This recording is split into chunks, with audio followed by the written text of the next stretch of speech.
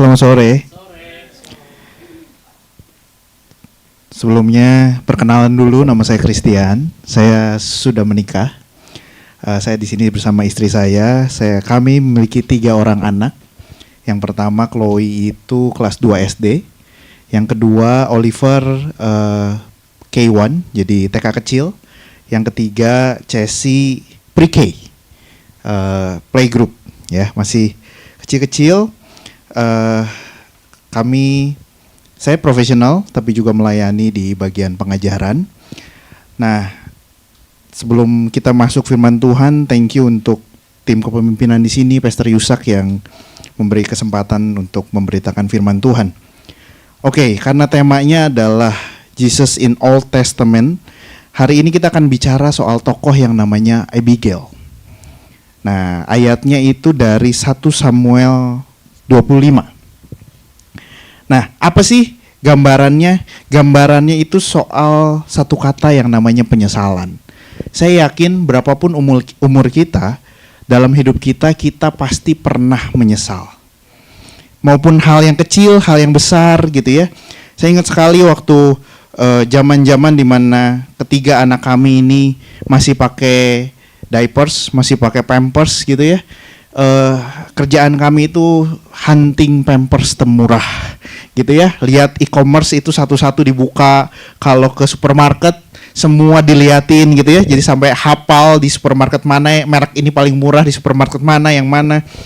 Suatu kali kalau zaman sekarang ada yang diskon tanggal kembar gitu ya, Harbolnas gitu ya. Saya sampai tahu di bulan mana itu yang paling murah, dan saya udah survei, oh ternyata yang paling murah selalu ada di bulan 11 gitu ya. Jadi 11 adalah diskon terbesar dari semua Harbolnas. Kenapa? Karena kita udah survei. Nah, kadang-kadang kita mikir gini ya, waktu diskon itu datang, beli sekarang nggak ya? Kayaknya nanti diskonnya bakal lebih besar gitu ya, akhirnya nggak dibeli. Sudah nggak dibeli biasanya menyesal. Kenapa? Diskonnya ngecilin. Tapi juga kadang-kadang kita beli, ternyata besoknya diskonnya nambahin, apalagi menyesal juga gitu ya. Gitu juga dengan kadang-kadang kita beli baju, beli tas, beli semua, kadang-kadang kita menyesal. Kenapa? Karena kita kayaknya diskonnya udah besar, ternyata besok lebih besar. Dan penyesalan itu selalu ada di semua sisi kehidupan kita. Nah, pertanyaannya, kita menyesal di hal yang kecil saja atau juga hal yang besar? Buat kita yang sudah menikah, pernahkah kita menyesal menikah? Nah, hari ini kita akan belajar gimana supaya jangan sampai penyesalan itu merusak hidup kita. Kenapa? Yesus tebus kita bukan untuk menyesal. Nah, makanya kita akan bicara dari kisah seorang wanita yang namanya Abigail. Nah, saya akan ajak kita untuk baca 1 Samuel. Nah, saudara, saya ajak untuk seminggu ini tambahin yuk bahan renungan kita dari 1 Samuel 25. Nggak terlalu banyak, ayatnya sekitar 50-an gitu. Kalau dibagi 7 hari nggak terlalu banyak. Tambahin lah di renungan-renungan kita. 1 Samuel 25 ayat 2. Ketika itu ada seorang laki-laki di Maon yang mempunyai perusahaan di Karmel. Jadi perusahaan itu sudah ada sejak zaman Samuel ya. Orang itu sangat kaya. Ia mempunyai 3.000 domba dan 1.000 ekor kambing. Dia ada di Karmel pada pengguntingan bulu domba-dombanya. Nama orang itu Nabal, dan nama istrinya Abigail. Perempuan itu bijak dan cantik, tetapi laki-laki itu kasar dan jahat kelakuannya. Ia seorang keturunan Kaleb. Nah, saudara, pengguntingan bulu domba itu adalah masa panennya para gembala. Bulu-bulu itu akan mendatangkan uang, mendatangkan keuntungan buat pemiliknya. Jadi kondisinya sekarang, si Nabal ini sedang dalam masa panen. Dia lagi banyak uang, dan biasanya di masa pengguntingan bulu domba banyak dilakukan party, banyak dilakukan perayaan. Kenapa? Lagi banyak uang gitu ya. Nah, kita lanjut ke ayat 4. Ketika didengar Daud di padang gurun bahwa Nabal sedang menggunting bulu dombanya, maka Daud menyuruh 10 orang, dan kepada orang-orang itu Daud berkata, "Pergilah ke Karmel dan temuilah Nabal.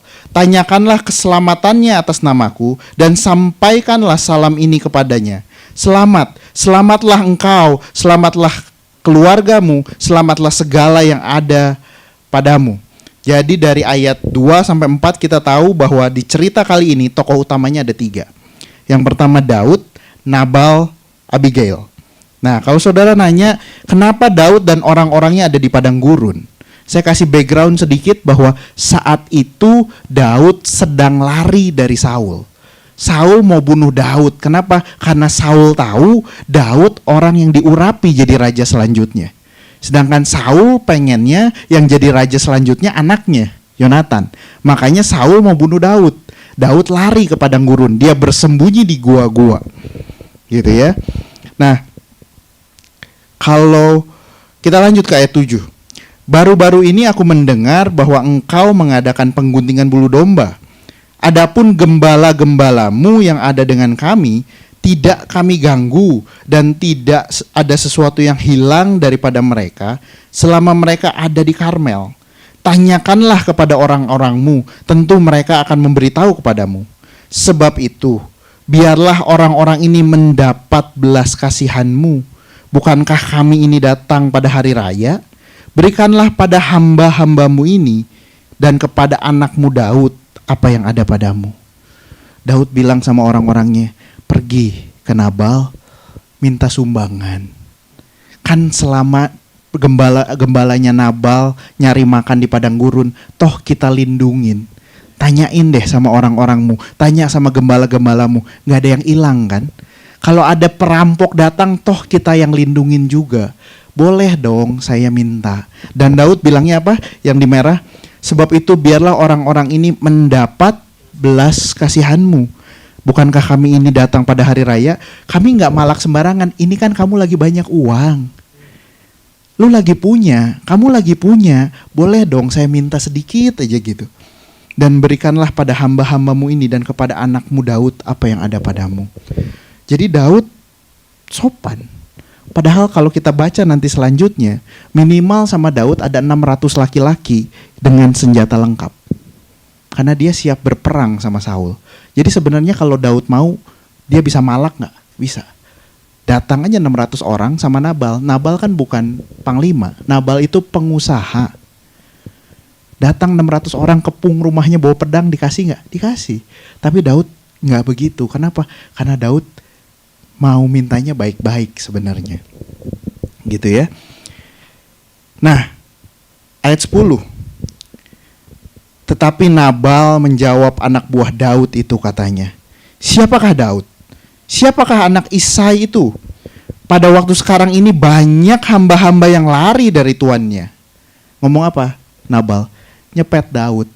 Loh kamu lagi lari dari Saul kan? Siapa lu? Siapa kamu ini? Kamu buronan kan? Kok berani-beraninya minta? Masakan aku mengambil rotiku, air minumku, dan hewan bantaian yang kubantai bagi orang-orang pengguntingku untuk memberikannya kepada orang-orang yang tidak aku tahu dari mana mereka datang? Kalau bahasa sekarang, masa saya mau ngasih sama orang-orang yang gak jelas? Ini apa coba? Songong. Betul? Nah, saudara, waktu kita lanjut ke ayat 13. Apa respon Daud? Kemudian berkatalah Daud kepada orang-orangnya, kamu masing-masing sandanglah pedang. Lalu mereka masing-masing menyandang pedangnya. Daud pun menyandang pedangnya. Sesudah itu kira-kira 400 orang maju mengikuti Daud. Sedangkan 200 orang tinggal menjaga barang-barangnya. Jadi minimal Daud punya 600 laki-laki yang siap perang. Waktu Daud dengar, apa yang terjadi? Naik emosinya. Dan hayu udah hajar aja, bunuh aja. Nah, saudara, bukannya itu kita. Sadarkah sebenarnya Nabal itu menggambarkan kita dan respon Daud itu menggambarkan kita? Berapa banyak kita yang waktu nyetiran disalib, lalu responnya apa? Responnya nggak mungkin waktu kita disalib dengan menurut kita nggak sopan, lalu kita puji Tuhan saya disalib orang. Waktu ada angkot tiba-tiba dari kanan ke kiri berhenti di depan kita langsung bilang gini, haleluya Tuhan baik, begitu? Enggak. Apa yang kita pengen? Waktu di tol kita disalib, dipepet orang, yang kita lakukan gas balik, dim dari belakang, no, klakson. Kenapa? Impulsif. Waktu kesinggung, hajar balik. Daud banget kan? Dia kesinggung, dia bunuh. Mungkin kita nggak ngebunuh, tapi kan responnya sama. Kita dikuasain sama yang namanya kemarahan. Kita dikuasain sama yang namanya emosi. Dan semua tindakan kita jadi nggak logis sebenarnya. Di sisi yang lain, kita adalah nabal-nabal yang merasa paling tinggi di dunia. Yang ngerasa, gua ngerti, gua bisa. Waktu kita tancap gas balik, bukannya kita merasa bahwa saya nggak mungkin tabrakan. Mobil ini saya kuasai. Waktu saya awal-awal belajar mobil gitu ya, adik saya juga belajar mobil, di tol gitu kan, wah kita ngebut. Apa kalau ditanya adik saya gitu, saya tanya adik saya, kenapa ngebut sih? Buru-buru amat. Sayang kok, jalannya kosong. Sayang kalau nggak dimanfaatin. Kan namanya juga profesional, padahal baru belajar 2 bulan gitu ya. Kan namanya profesional, kita kan songong. Kita merasa kita bisa mengendalikan orang lain, kita merasa kita bisa mengendalikan situasi, kita merasa kita bisa mengendalikan konsekuensi.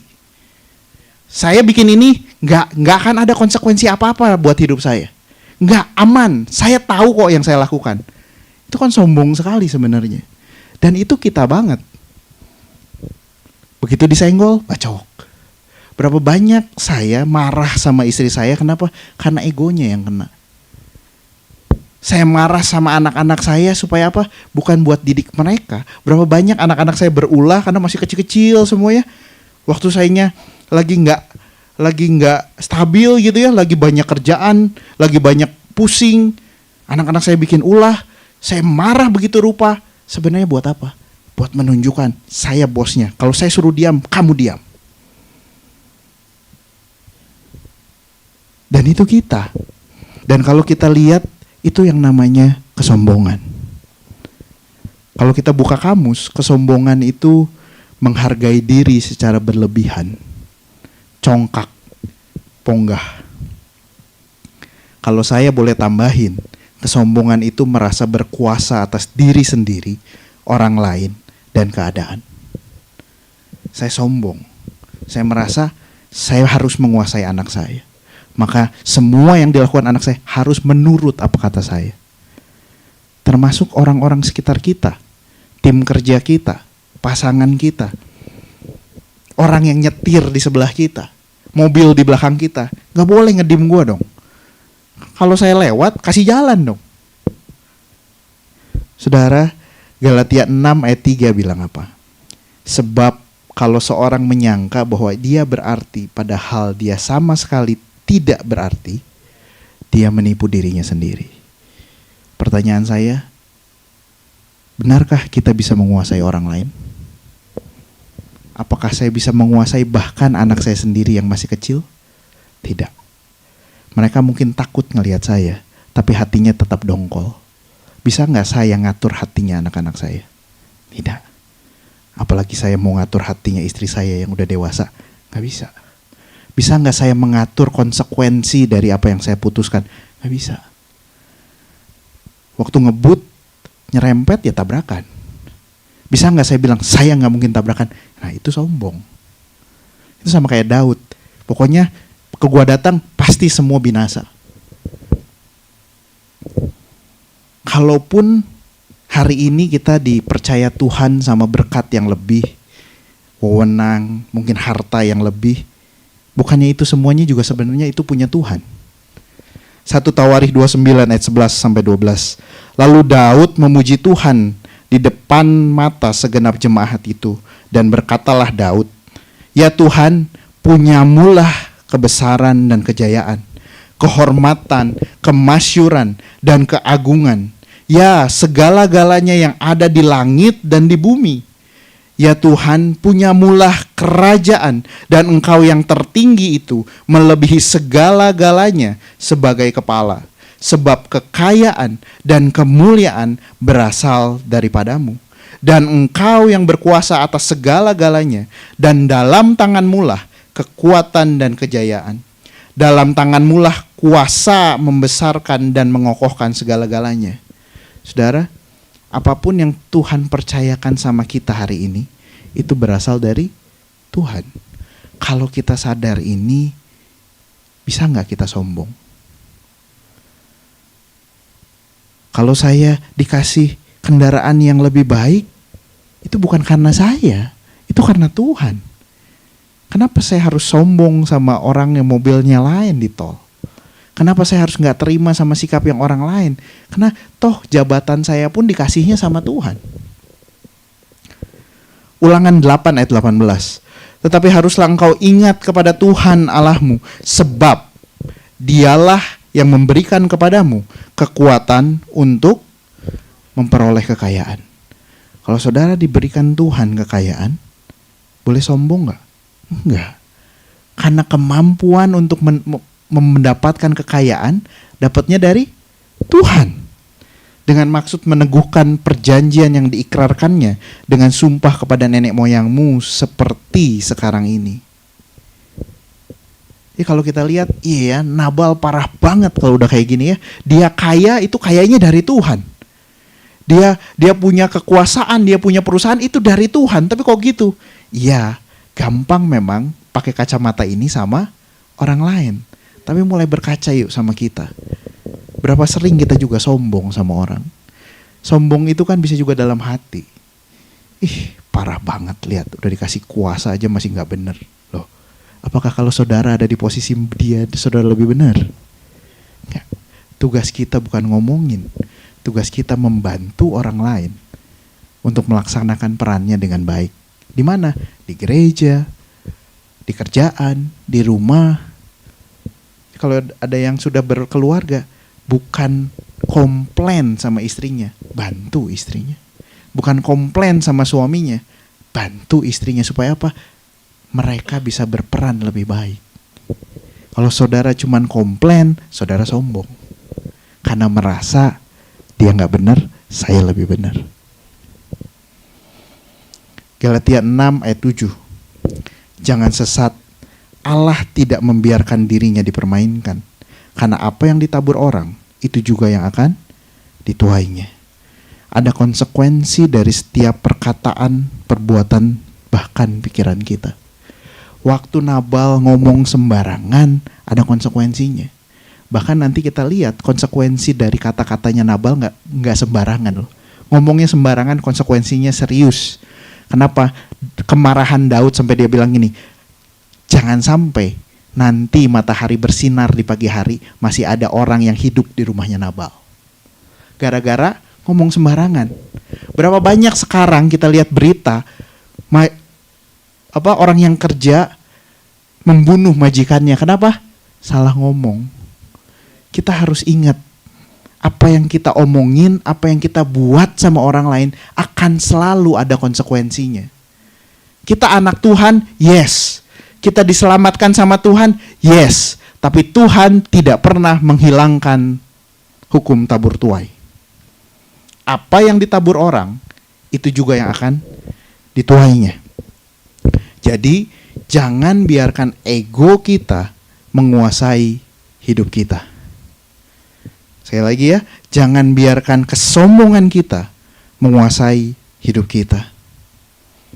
Bayangin, salah ngucap aja, taruhannya nyawa semua orang di rumah. Bayangin, karena tersinggung, Daud hampir melakukan bukan pembunuhan, tapi pembantaian. Kenapa? Tersinggung. Padahal kalau dipikir-pikir baik-baik, ya kalaupun nggak dikasih, ya itu haknya Nabal tuh. Kenapa sih harus tersinggung? Iya kan? Jadi dua-duanya sebenarnya dua-dua orang sombong pas ketemu. Yang satu hampir dibantai, yang satu hampir berdosa membantai. Ngeri kan? Setiap keputusan yang didrive dari ego akan mendatangkan penyesalan baik sekarang ataupun nanti.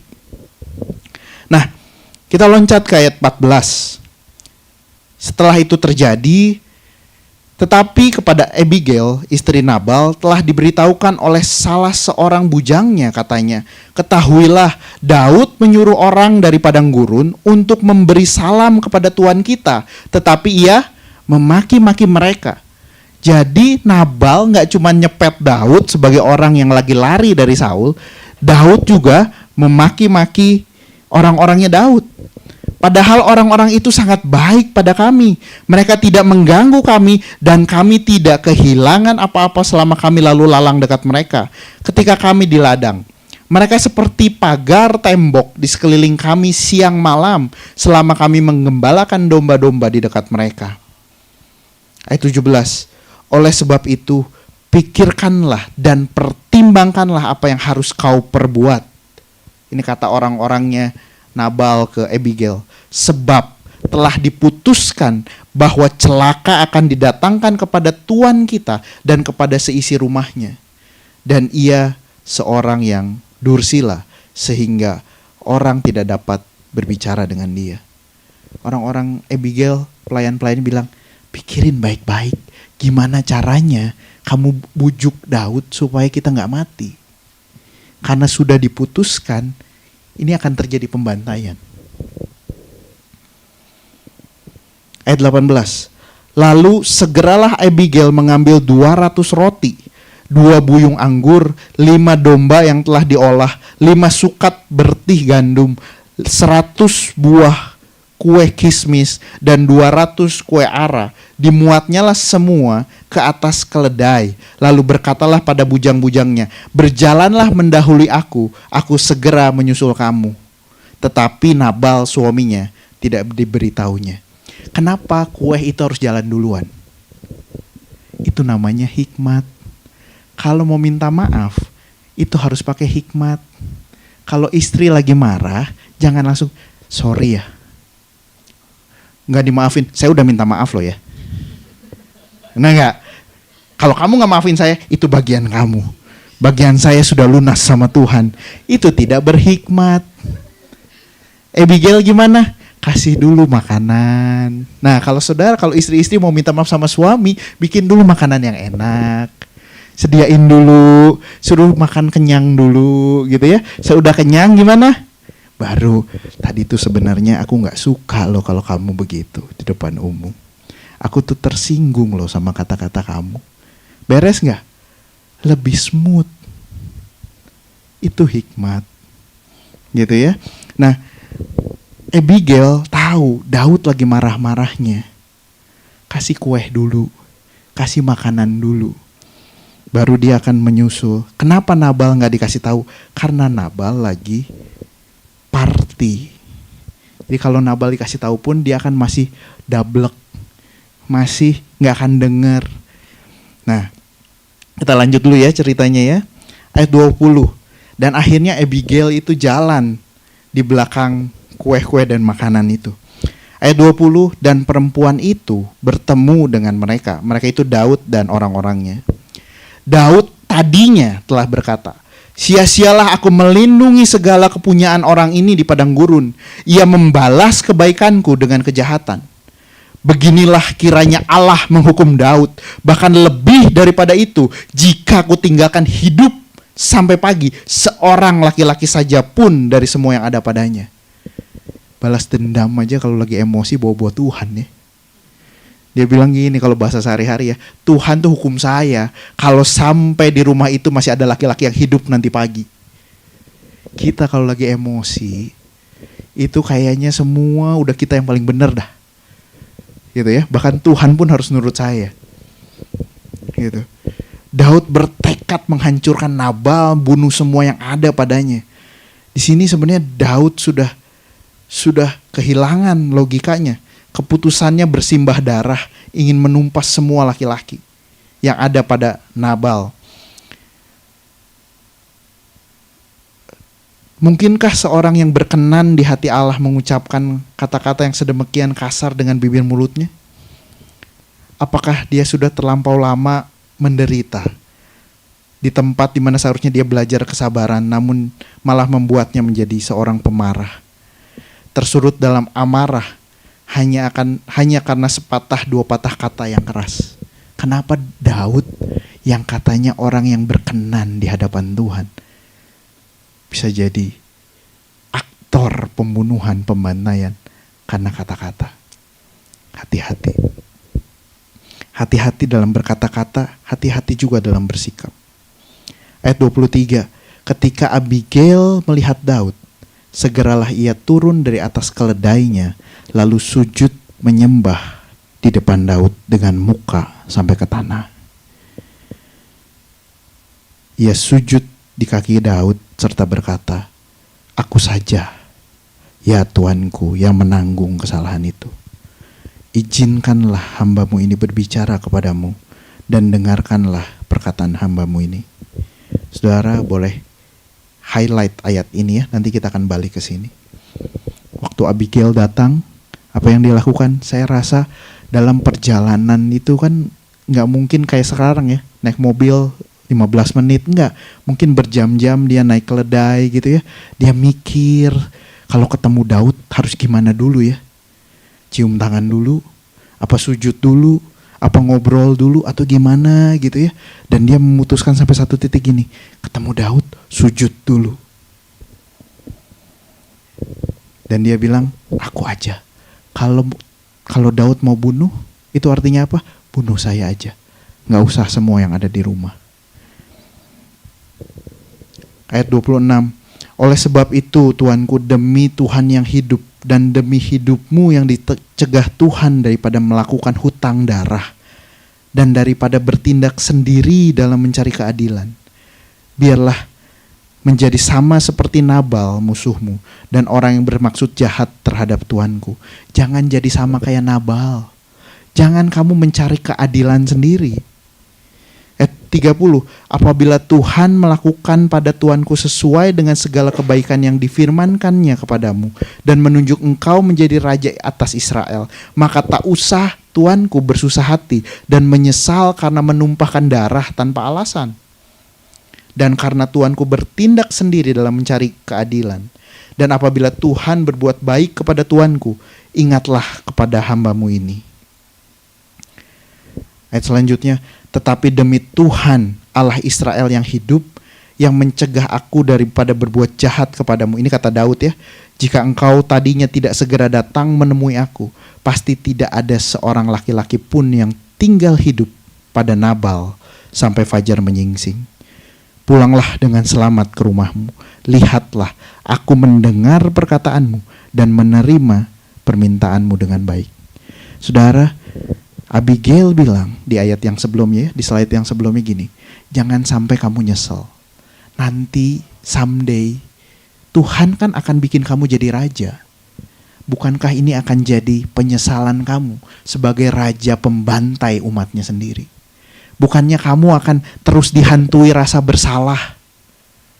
Kenapa? Karena kamu membantai satu keluarga karena tersinggung. Nah, pertanyaannya, waktu kita diingetin sama Tuhan lewat banyak orang, lewat istri, lewat anak, lewat khotbah, lewat renungan kita, kira-kira biasanya respon kita apa ya? Waktu emosi biasanya gini, wah ini bukan suara Tuhan.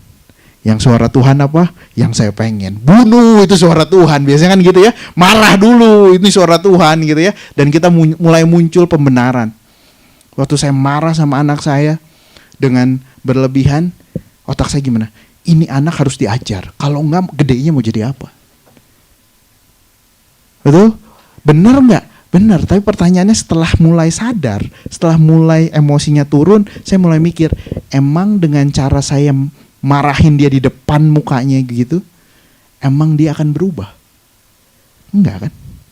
Dia hanya berubah waktu ada saya, karena takut. Jadi dia di luar kalau nggak ada saya, kelakuannya tetap sama. Jadi sebenarnya kenapa saya harus marah seperti itu? Emosi.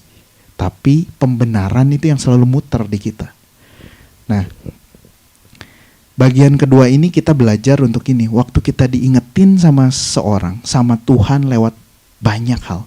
Lewat pasangan kita, bahkan anak-anak kita bisa dipakai Tuhan buat ngingetin kita. Mau gak nurut?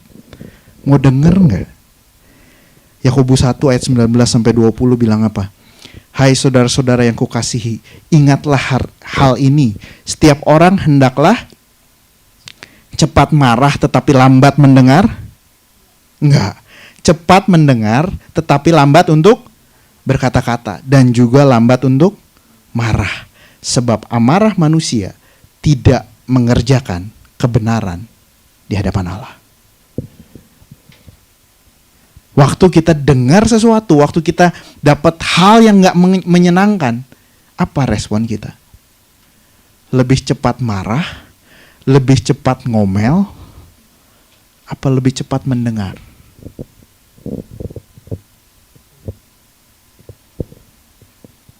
Gitu ya. Nah, Yakobus 1 ayat 21, tetapi hendaklah kamu menjadi pelaku firman, bukan hanya pendengar. Sebab jika tidak demikian, kamu menipu dirimu sendiri. Seudah kita dengar, mau praktek nggak? Oh, saya mau cepet dengar, Pak. Kalau Pastor Yusak WA, telepon, pasti saya dengar. Tapi begitu telepon dimatiin, lupa. Ngomong apa tadi ya? Ah, udahlah. Marahnya lanjut lagi. Gitu? Harusnya kita cepat mendengar, tetapi nggak cuma dengar. Sebab jika kita harus pelaku firman. Seudah dengar, praktek. Waktu Daud dengar bahwa Abigail ini bawa kebenaran firman, yang Daud lakukan apa? Udah, Abigail pulang. Kamu akan lihat bahwa persembahanmu sudah diterima sama saya dan saya mengampuni kamu. Pelajaran kita yang kedua, taklukkan ego dan izinkan firman menguasai hidup kita. Tadi yang pertama, jangan biarkan ego menguasai hidup kita. Jangan biarkan emosi menguasai perkataan kita, keputusan kita. Terus siapa yang harus menguasai? Firman Tuhan. Taklukkan ego kita dan izinkan firman menguasai hidup kita. 1 Samuel 25 ayat 36, kita lanjutin ceritanya Abigail. Sampailah Abigail kepada Nabal, dan tampaklah Nabal mengadakan perjamuan di rumahnya, seperti perjamuan raja-raja. Party di rumahnya seperti perjamuan raja-raja itu berarti yang diundangnya banyak, makanannya berlimpah, semuanya yang mahal-mahal ada. Nabal yang gembira dan mabuk sekali. Sebab itu tidaklah diceritakan perempuan itu sepatah kata pun kepadanya sampai fajar menyingsing. Kenapa? Kalau kita mau ngomong sesuatu, lihat timing. Gitu ya. Ibu-ibu kalau suaminya baru pulang kerja, capek gitu ya, baru buka pintu, tolong jangan langsung dikasih 10.000 kata. Gitu ya. Gimana? Kasih makan dulu, kasih minum dulu. Setelah suaminya mandi, lebih siap mendengarkan Anda.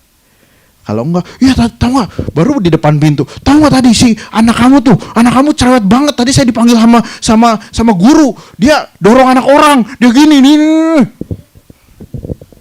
Suaminya di depan pintu gini, salah masuk rumah, tutup lagi. Ada momennya. Suami juga gitu, mau nasehatin istri, mau ngomong sama istri, lihat momennya. Jangan orang lagi masak sambil nungguin cucian di mesin cuci, kamu ajak, kita gimana ya, ke depan kita mau mikir gimana. Hey, hello, yang saya pikirin sekarang garam tadi udah dimasukin berapa sendok.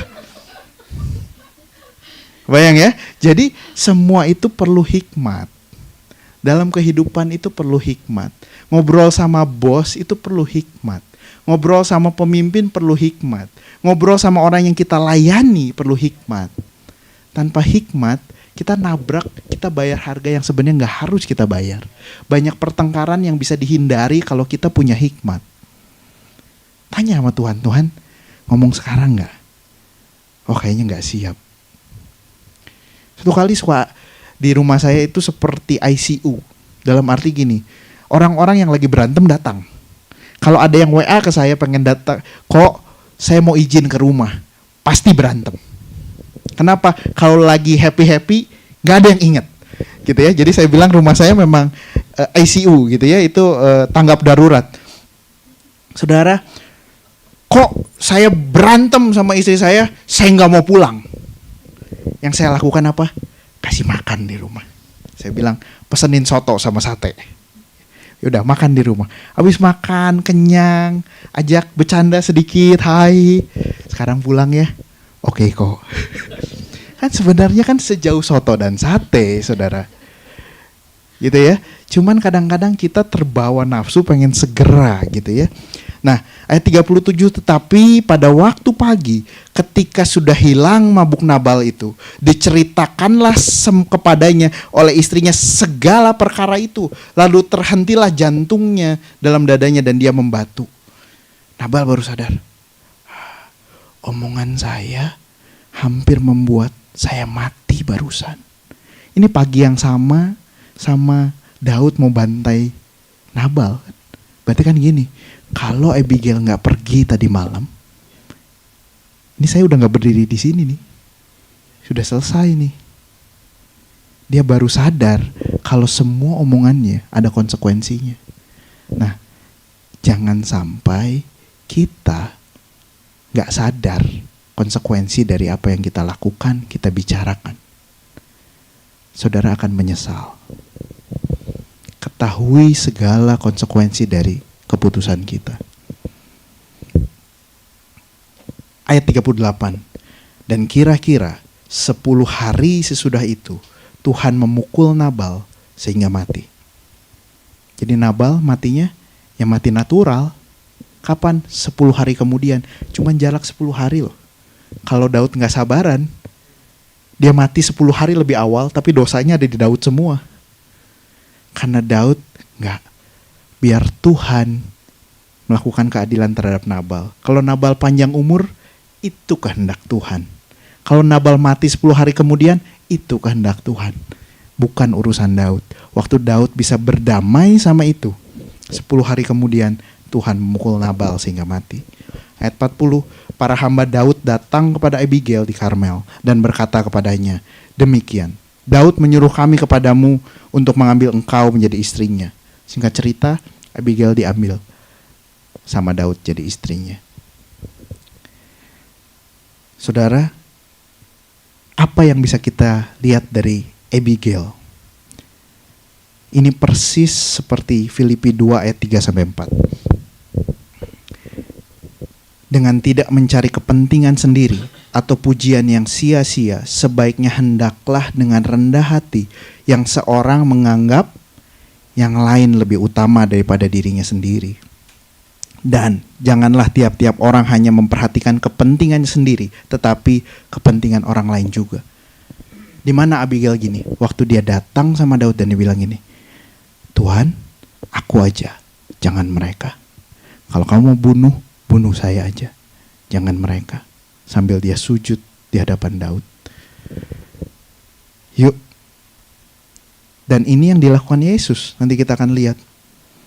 Poinnya adalah tidak mencari kepentingan sendiri, tetapi menganggap yang lain lebih utama. Ini yang Paulus ingatin untuk kita lakukan. Kenapa? Karena Yesus juga lakukan ini. Ini yang Paulus ingetin untuk kita lakukan. Kenapa?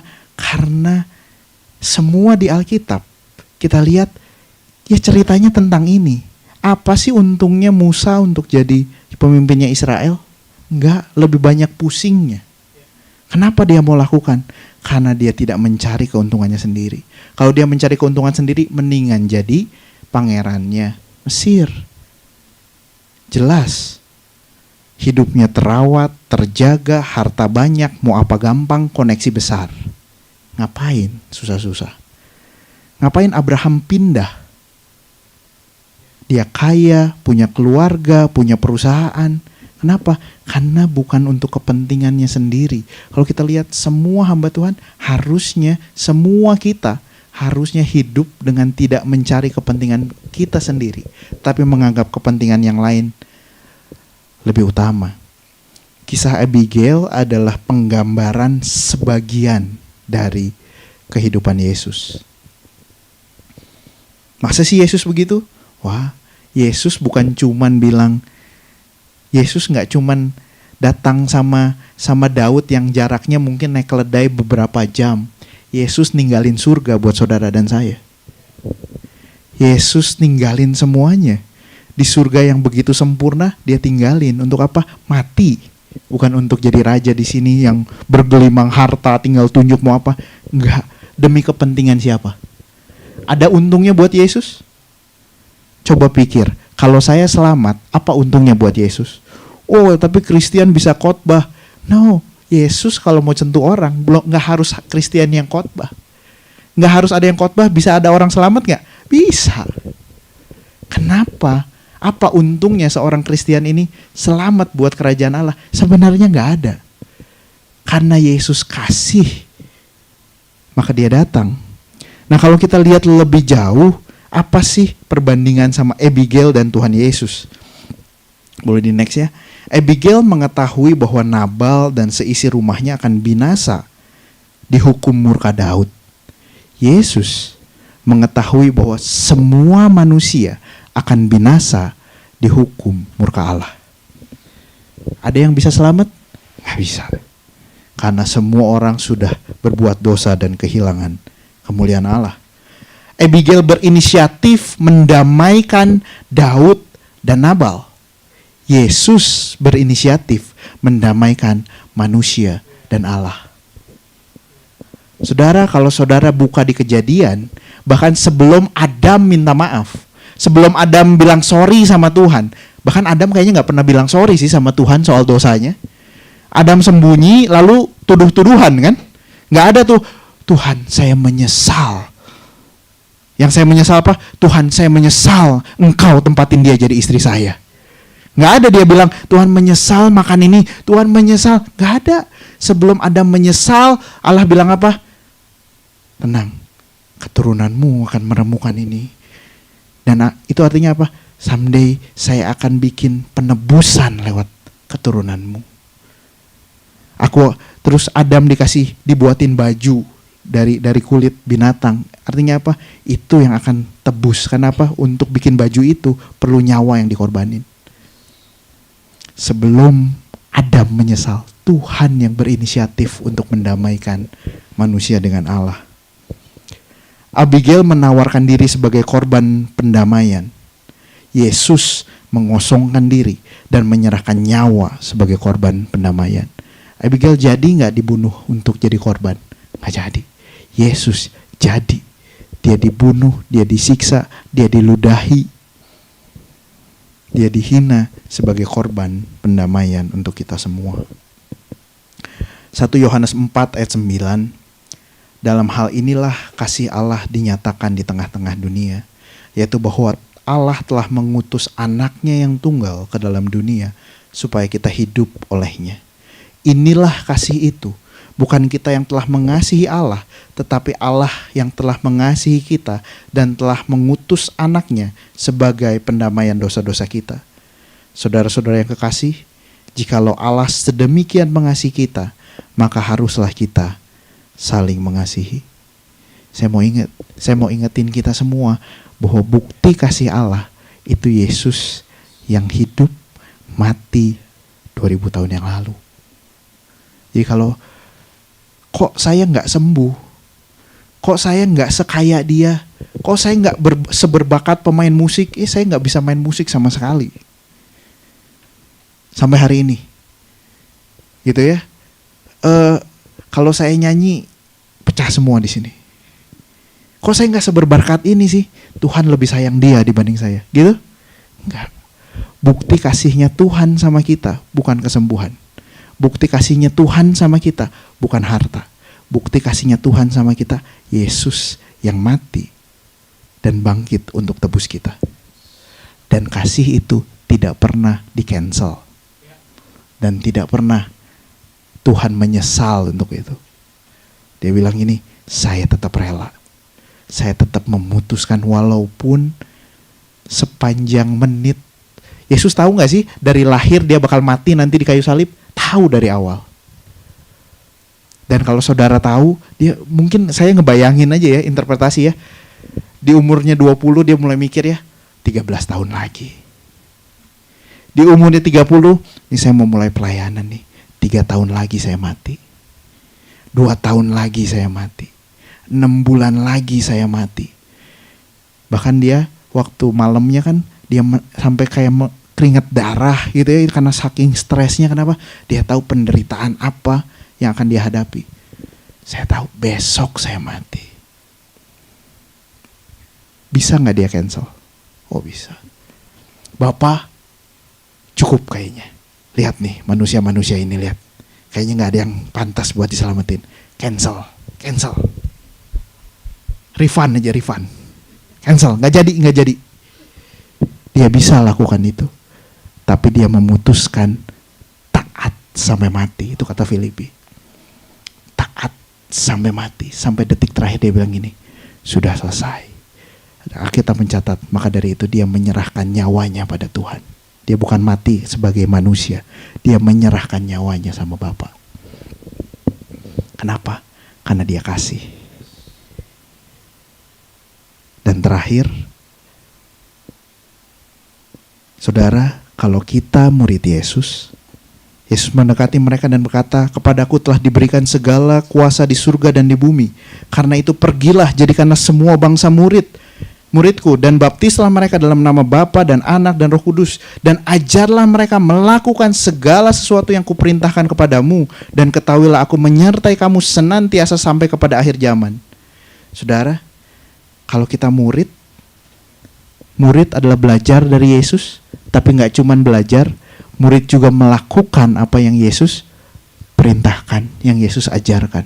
Apa yang Yesus ajarkan? Bukan hidup buat diri sendiri, hidup untuk kepentingan orang lain.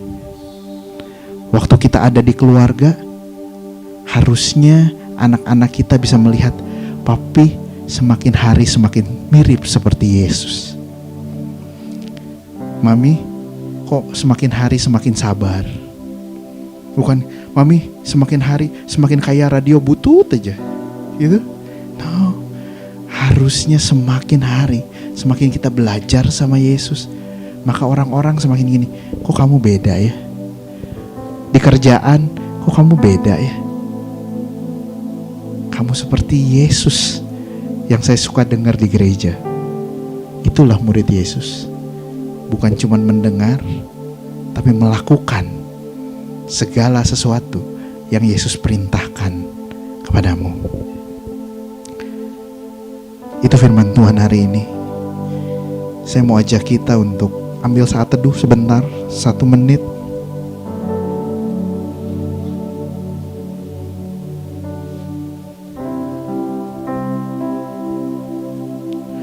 Tuhan Yesus, thank you. Kalau Tuhan sudah mau sabar sama kami. Terima kasih Tuhan, kalau kasih-Mu itu gak pernah di-cancel buat kami. Tuhan tetap memutuskan untuk taat sampai mati. Bahkan mati di kayu salib untuk menebus dosa kami Tuhan. Supaya kami punya roh yang baru, supaya kami punya hidup yang baru Tuhan. Kalau hari ini kami diingatkan bagaimana harusnya kami hidup, Tuhan, Roh Kudus terus ingatkan kami, karena kami bilang kami gak sanggup. Tapi karena kami tahu bahwa kalau Yesus sudah tebus kami dan kami milik Kristus, maka kekuatan Kristus itu ada dalam kami untuk kami melakukan apa perintah-Mu Tuhan. Ajar kami untuk gak hidup lagi dalam ego kami. Ajar kami untuk melepaskan hidup kami dari ego kami Tuhan. Ajar kami untuk membuat firman Tuhan itu bisa menguasai setiap hidup kami. Dan ajar kami untuk hidup mementingkan kepentingan orang lain dibanding kepentingan diri kami sendiri Tuhan. Supaya orang yang ada di sekeliling kami boleh merasakan kasih Tuhan itu lewat hidup kami. Supaya orang tua kami Tuhan boleh melihat kasih Tuhan lewat hidup kami. Supaya pasangan kami, supaya anak kami Tuhan boleh mengenal Kristus lewat hidup kami. Supaya atasan kami, rekan kerja kami, bawahan kami boleh mengenal kasih Tuhan itu, mencicipi kasih Tuhan itu lewat keseharian kami Tuhan. Terima kasih Tuhan. Ini kami Tuhan, umat kepunyaan Tuhan, murid-murid Tuhan. Pakai segenap hidup kami untuk menyatakan kerajaan-Mu. Pakai segenap hidup kami untuk memberitakan kasih-Mu Tuhan. Terima kasih Tuhan Yesus. Kami mau serahkan masa depan kami sama Tuhan. Kami percaya Tuhan tahu yang terbaik untuk hidup kami. Terima kasih Tuhan Yesus. Dalam nama Yesus kami telah berdoa dan bersyukur. Amin.